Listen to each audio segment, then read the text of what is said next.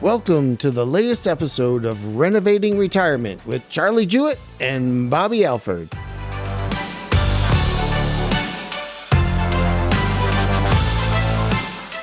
This show confronts the retirement planning industry and reveals all of the tricks, lies, and scams the stockbrokers, insurance agents, and financial advisors use to steal money from consumers.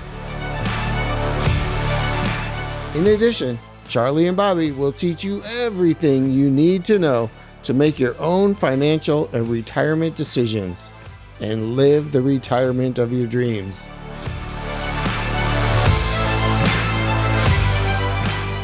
Now here are your hosts, Charlie and Bobby.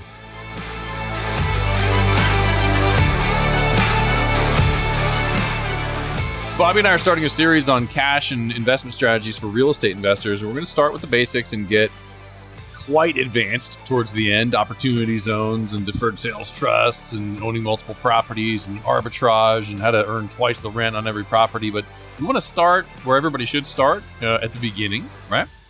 And getting the basics right. Playing basketball, you just get really good at, passing, dribbling, and shooting. That's all.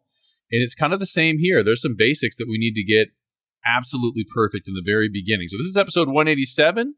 The basics are part one of cash flow and investment strategies for real estate investors. And Bob, you got a little experience in this world. Why don't you tell me a little bit of kind of your real estate experience? Like most Americans, my first real estate experience was buying my own home. Worked through that. Obviously, parents have bought and sold properties, not as investors, just as homeowners. You buy, it's your biggest asset. What your parents teach you is what I knew about real estate. My parents always said, pay off your home, live debt free, reduce your expenses, and then you'll live the American dream. And so that's what I knew. And then I went and bought my own home. I was in the military. I traveled around a lot, so bought and sold a few homes. And then got out and really started learning about finance and met you, learned about what we do now. And so I've never owned, other than, in the last couple of years, before then, I'd never owned rental properties. I'd only had an asset. Like my home was my asset. And now, as I've learned strategies and things, have been implementing them, my view on real estate and my growth as an investor has changed. But I started where everybody else starts. Home ownership was the dream, and I worked toward that. And that was when I got into this world and got these assets going. And I started as a realtor before I was a financial advisor. Some people know that. I was in the early 2000s, moved to San Diego, California, where it was very expensive, and thought I better get into the game. If it's going to be this expensive to live here, I better get into the game. Was a real estate agent, then crossed over to mortgage professional. I was managing a company that had 80 loan officers. I was responsible for helping them find more work. And that's how I originally discovered Missed Fortune and Douglas Andrews, and what led to me writing my book, The 2 Ways to be Debt Free. So now we're at 18 years of teaching home equity planning strategies and how to use real estate. I've had 15 homes. My next purchase is I've identified the number one Airbnb location in the entire country, and I'm trying to buy a 4-unit complex there because 2 music conferences a year, what people make on the 2 music conferences a year, pays the entire mortgage for the whole year.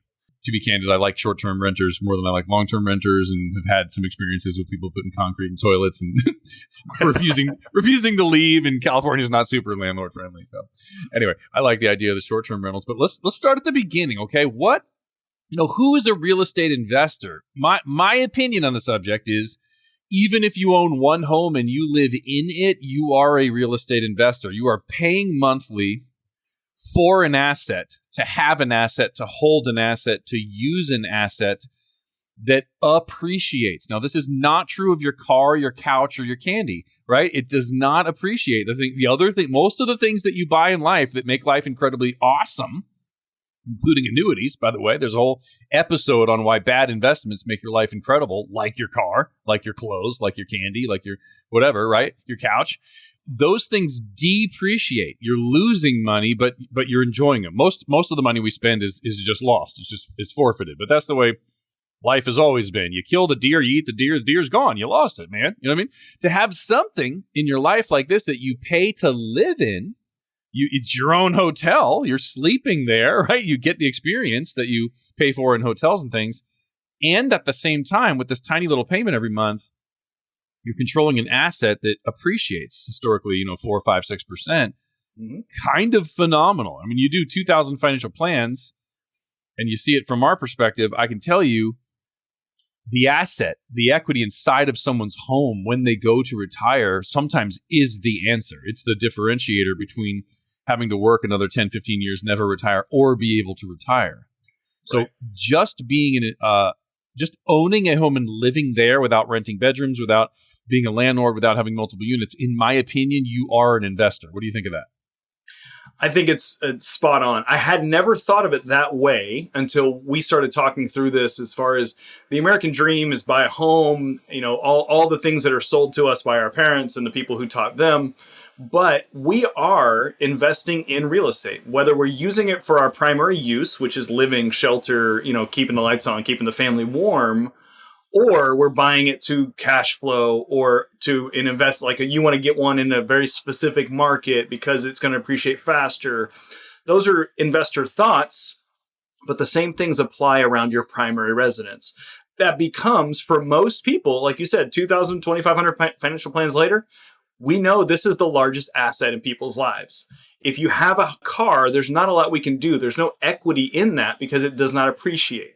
A home, it appreciates by design. That becomes your largest asset. And if you leverage that, that is the way to get to retirement. And that has been an eye-opening experience for me. I always thought of it as shelter, keep the family safe. I own my piece of Americana, and that's my part of the world. But it's a shift in vision. But I agree with you wholeheartedly. That is an investment.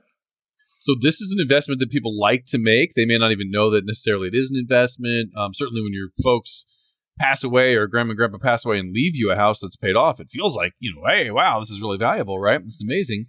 So you might just own your home. You may own a duplex or one other rental unit, or you may be like some of the people that call and reach out to us for help. We have somebody right now with 150 properties. So this is a very advanced real estate investor. There's people with thousands of doors, they call it, right? Thousands of doors or thousands of properties. It doesn't really matter. And that's what's important about this series of podcast episodes that we're doing is what's true of $1 of equity or $1 invested or $1 you've earned or $1 of rent, whatever it is, what's true of any dollar in the real estate world is true of all of the dollars. So we truly are getting the basics, right? Michael Jordan was passing, dribbling, and shooting, and so is that tiny young boy or girl who's starting out in whatever the version of Pee Wee football is for basketball, BB basketball or whatever you call it. You know what I mean? Like basketball, right? That whatever that is when you're first starting out, it's the same moves, and they just are used more in larger fashions, larger stadiums or leverage. Courts, right? Leverage, right? Leverage. Yep. So let's get the basics right, whether you have 100 properties, 5,000 properties, or you don't even own one yet and you'd like to stop renting and own one. A lot of the people fall in the middle range where they just own their own home, or they have one or two rental properties, or they have a vacation home that maybe they're not leveraging properly or something like that, Yep. So let's get into it. Why invest in real estate? One, just enjoyment. Literally owning your home and living in it and being able to make it to the way you want it. If you rent a home, you can't really say, I don't like this doorway, I'm going to move it over here. The landlord might be upset about that. You know what I mean? So it's a giant art project. Home ownership has a neat feel to it. You get to put yourself close to or far away from other humans. That changes your enjoyment of life. If you're really social, buy downtown and buy the place above the bar. You know what I mean? If you're antisocial, go out in the middle of nowhere and park rusty cars everywhere and look at them every day and go, yeah, that's my rusty car, baby, right? Whatever it is, whatever floats your boat, you can create your environment. Environment is stronger than willpower, right? That's why people go to gyms and do better. That's why they go to Tony Robbins conferences and feel fired up, and then they go home and mess their life up again. They go back to the old environment, even with the new information. The old environment pulls you back, right? If you're surrounded by people who are being healthy, you tend to be healthier. Sitting alone going, I should be healthy, I should be healthy, I should be healthy, doesn't work as well. You get depressed and eat ice cream about how healthy you should be. Right. I speak from experience. Hello, holla.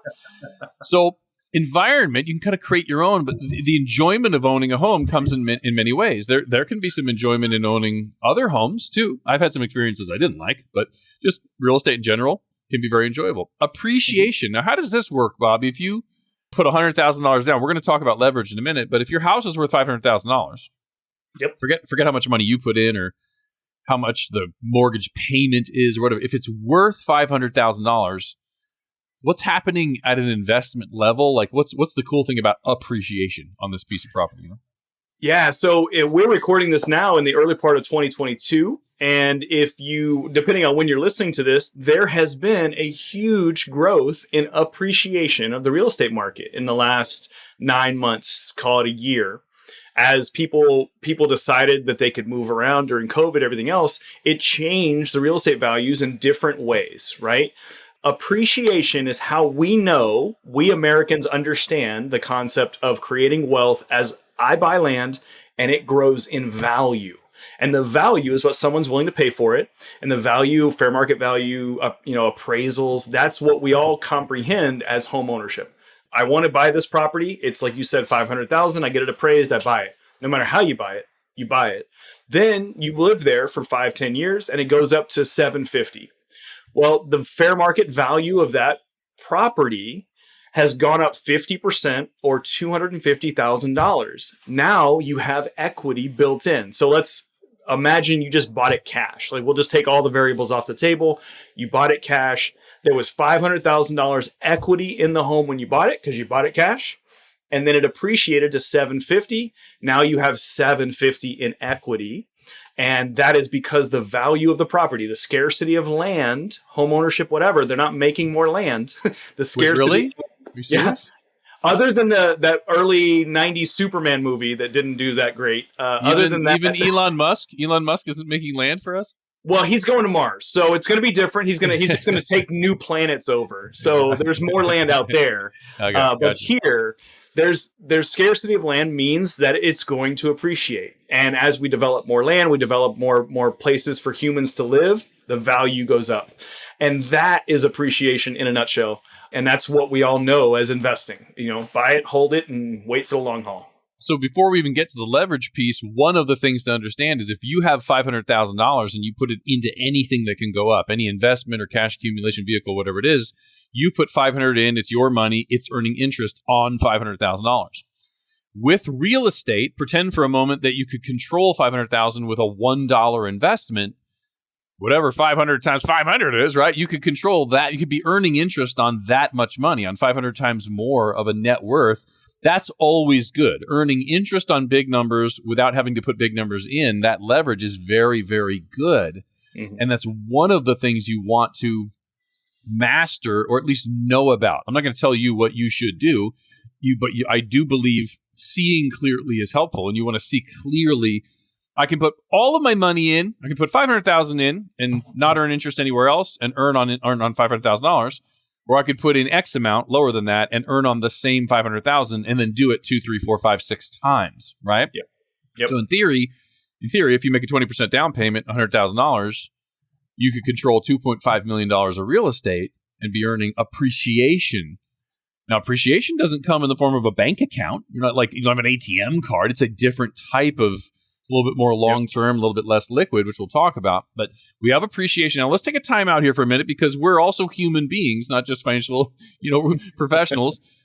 One of the coolest things I ever heard about appreciation is how to enjoy your life more. Like real estate, if you could force value into it, it appreciates and becomes more valuable.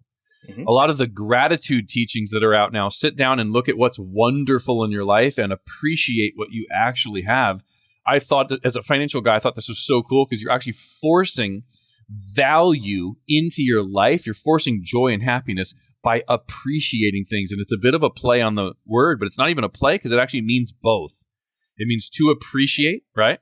Yeah, I haven't heard that before as like a way to look at it, but I like that a lot. I can make my life more valuable and more attractive by appreciating it. Mm-hmm. And it's weird to say that because the word actually has two meanings. They're both right. It's actually not even a play on words. It has two meanings. I am appreciating and I'm looking at it and recognizing and honoring the value. And what that's doing is driving the value up and making it even more valuable to me, which I believe in the world of like self-development, they call gratitude. Right. So I just as a side, I think that's cool. So that's appreciation. Now, there's also some tax savings and depreciation, which sounds like a bad term, but what's that all about?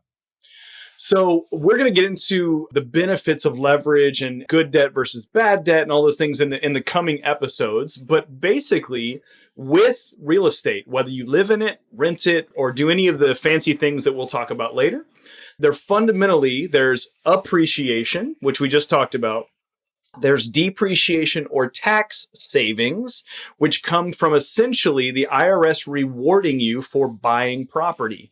So the IRS code is as scary as that sounds, a tax code. It's really just a book of incentives that the government would like you to put your money in certain places. Rather than going and buying a Chevron stock, they will reward you more for going and buying an oil rig, believe it or not. Rather than going and being a renter long term, they would rather you go buy property or buy low income property and rent that out because they need that. So there's a bunch of different incentives laden throughout the tax code. The tax code is probably 5 pages long, but the next 2,000 is all about how they built the incentive program. So that being said, the ways that real estate makes you money or provides you advantages is tax savings, appreciation, and with those tax savings, you have depreciation and you have mortgage interest write-offs, which we'll talk about later.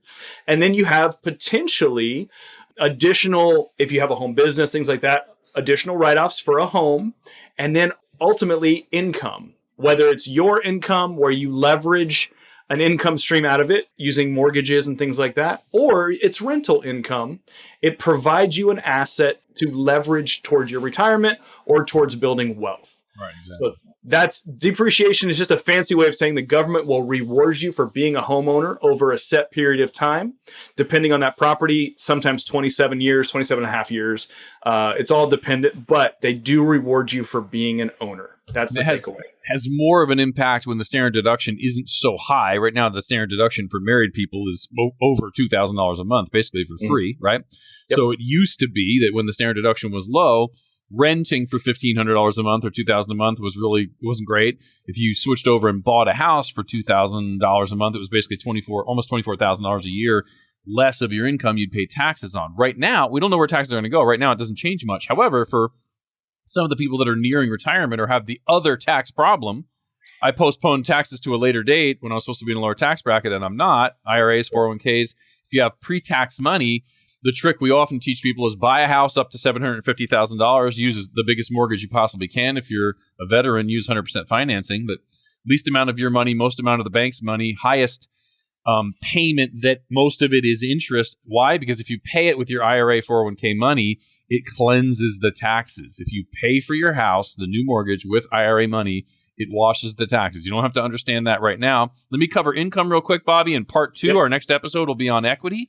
So Perfect. Income could be as simple as this. I'm saving money on taxes. That's a form of income. Not reduction of bills is income. They're the same thing. Whether you make an extra $500 and pay your bills or you drop your bills by $500, it's a net gain. That's a form of income is tax savings. That's actually a good point to clarify real quick. For anyone out there trying to plan their retirement, plan any part of their life, a budget with less expenses and the same income is just as good as more income, same expenses.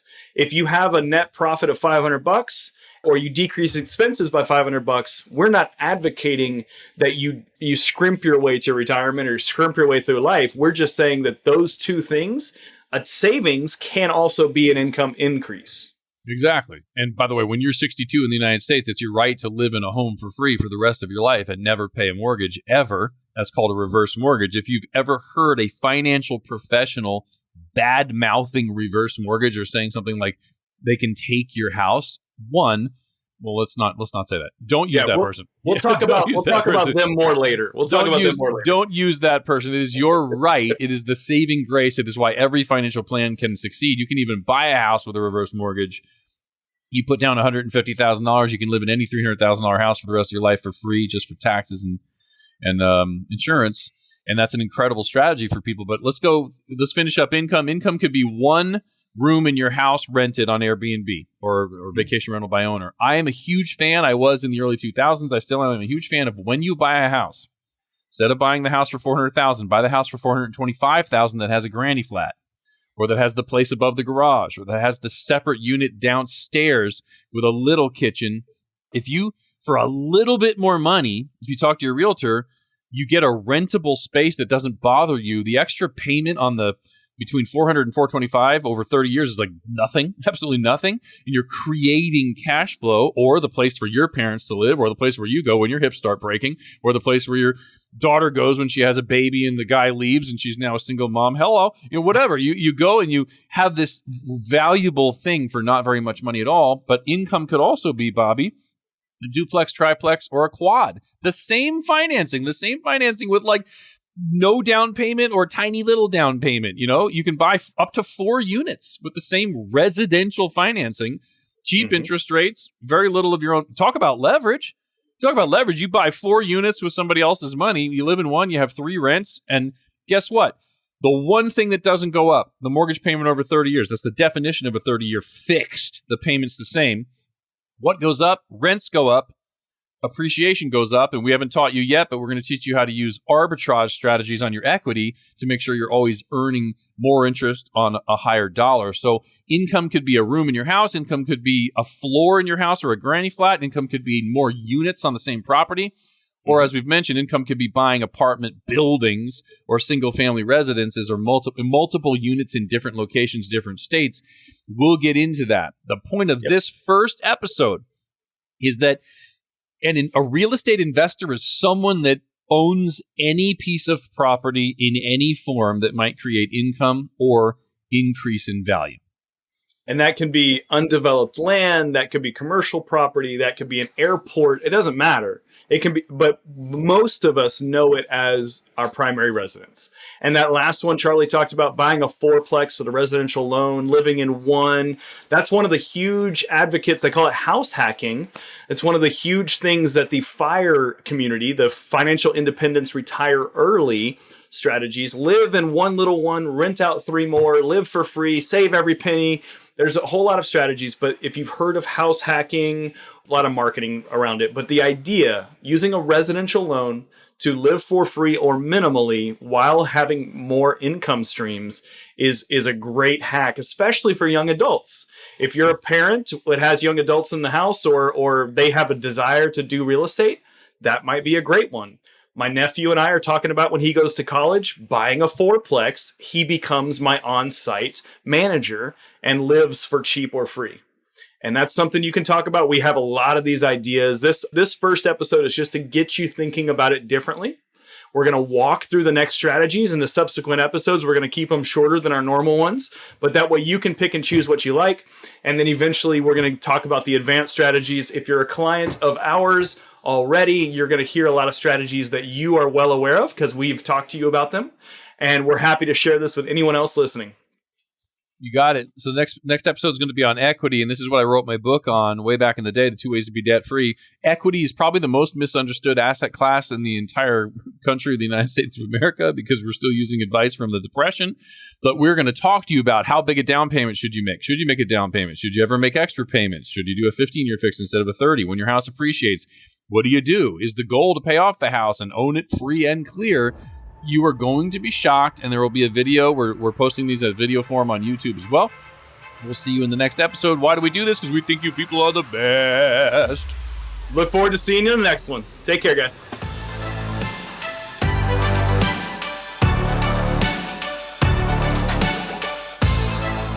Thanks so much for listening to Renovating Retirement. We hope you enjoyed the episode. If you have time, please subscribe to the podcast and consider rating and reviewing the show. That will help others find us. And for show notes, resources mentioned, and to connect, head on over to renovatingretirement.com. Thanks again for listening, and we'll catch you next time on Renovating Retirement.